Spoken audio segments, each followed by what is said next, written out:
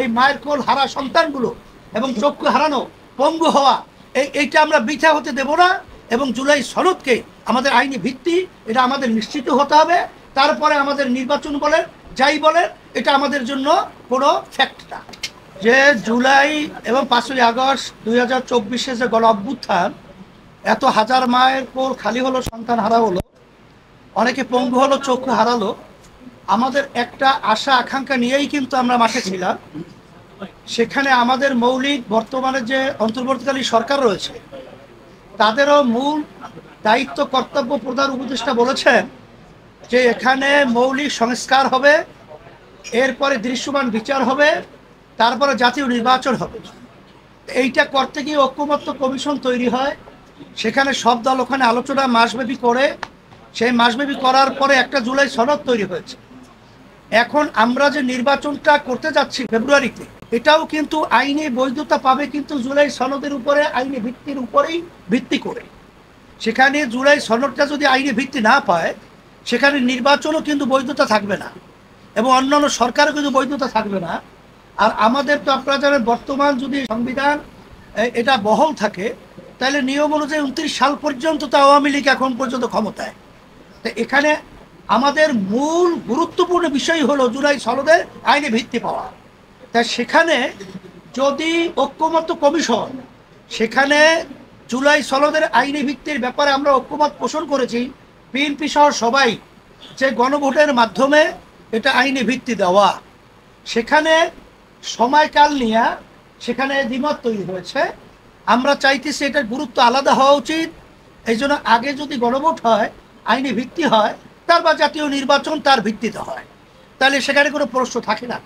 সেখানে বিএনপি যে বলছে একই দিনে গণভোট এবং সেখানে জাতীয় নির্বাচন, তাহের ভাই বলেছেন, মামুন ভাই বলেছেন যে আসলে সেখানে ওইটার গুরুত্ব থাকে না। তখন কিন্তু এখানে জুলাই সনদ ভিত্তি পাওয়ার জন্যে যে হানা ভোটের ব্যাপারটা সংখ্যা যদি পরিমাণ কম হয় তখন কিন্তু আবার একটা প্রশ্ন উঠতে পারে যে এখানে জুলাই সনদের ব্যাপারে যেমন উল্লেখযোগ্য কোনো ভোট না আসায় আমরা এটা কোনো গুরুত্ব দিব না, এই ধরনের সংজ্ঞা কিন্তু আমাদের রয়েছে। এখানে এনসিপি সহ অন্যান্য আদার যে দল রয়েছে, আমরা সবাই তো জুলাই সনদে, বিএনপি সহ আমরা সবাই তো মাঠে ছিলাম যে আমাদের দেশ সুন্দর করার ব্যাপারে। তারা কেন এই ব্যাপারটাকে গড়িমসি করছে এটা কিন্তু আমাদের বুঝে আসেও না, এটা আমাদের বুঝে ধরেও না। এখন তারা কি কোথার থেকে এই চিন্তার মাধ্যমে এটা বলছে এটা আমরা বুঝছি না। এখানে খরচের কথা বলছে এবং এরকম নজির কোনো তামাম দুনিয়ার মধ্যেও নাই যে একই দিনে কোনো একটা, কারণ আগে বাংলাদেশেও তো আমাদের গণভোট হয়েছে, সেখানে কি জাতীয় নির্বাচনের সাথে একত্রিত হয়ে কোনো গণভোট হয়েছে এরকম ইতিহাস তো নাই। এখন আপনারা যে বলছেন যে আপনাদের রাজনৈতিক দলের ভিতরে অনৈক্যের কারণে জাতি হতাশ এবং সবাই হতাশ, বাস্তবতা তো তাই। আসলে আমরা এটা চাইছিলাম না। আমরা যারা নাকি জুলাই এবং আগস্টের গণ অভ্যুত্থানে যারা আমরা মাঠে ছিলাম, আমরা সবাই একত্রিত হয়ে আজকে ধন্যবাদ জানাই আমরা যে আজকে যে অন্তর্বর্তীকালী সরকারের প্রধান যে বক্তব্য রেখেছেন, তিনি যে বলেছেন যে আপনার রাজনৈতিক দলরা বসে এক সপ্তাহের মধ্যে আপনারা সিদ্ধান্ত নেবেন।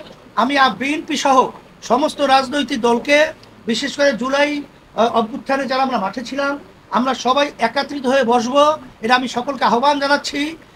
আমরা একত্রিত বসে এই সমস্যাকে সমাধান করার জন্যে আমি এটা সকলকে আমি উদাত্ত আহ্বান জানাচ্ছি, দেশের সুন্দর এবং জনগণের কল্যাণের জন্যে। এটা আপনাদের সাংবাদিক ভাই বন্ধুদেরকেও বলবো, আপনাদের সহযোগিতা আমরা কামনা করছি। কিন্তু আমরা এই রক্ত এবং এই মায়ের কোল হারা সন্তানগুলো এবং চক্ষু হারানো পঙ্গু হওয়া এইটা আমরা বৃথা হতে দেব না। এবং জুলাই সনদকে আমাদের আইনি ভিত্তি এটা আমাদের নিশ্চিত হতে হবে। তারপরে আমাদের নির্বাচন বলেন যাই বলেন এটা আমাদের জন্য কোনো ফ্যাক্ট না।